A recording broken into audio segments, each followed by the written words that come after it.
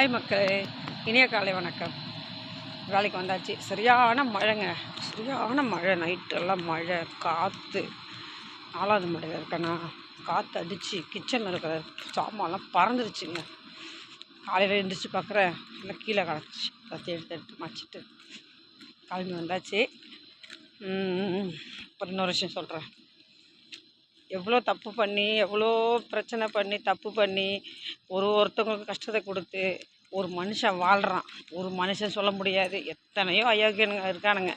அத்தனை அயோக்கியனுக்கும் சொல்கிறேன், இன்றைக்கி வேணால் நீங்கள் இந்த தண்டனை பிரச்சனை கோர்ட்லேருந்து நீங்கள் வெளியாகலாம்.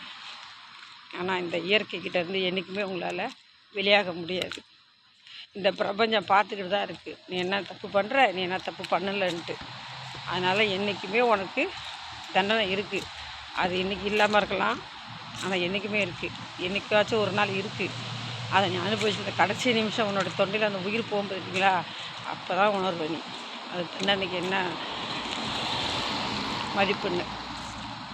வணக்கம் மக்களே, இது என்னோடய சொந்த கருத்து தான், சொந்த அனுபவத்தை வச்சு தான் சொல்லிக்கிட்டு இருக்கேன். அடுத்தவங்களை பற்றியோ அடுத்தவங்கள யாரை பற்றியும் நான் பேசலை. என்னுடைய வாழ்க்கையில், என்னோடய பிரச்சனையில், என்னுடைய வாழ்க்கை நடந்த கதையை சொல்லிக்கிட்டு இருக்கேன். சரிங்களா? தப்பாக நினைக்காதீங்க. நன்றி, வணக்கம்.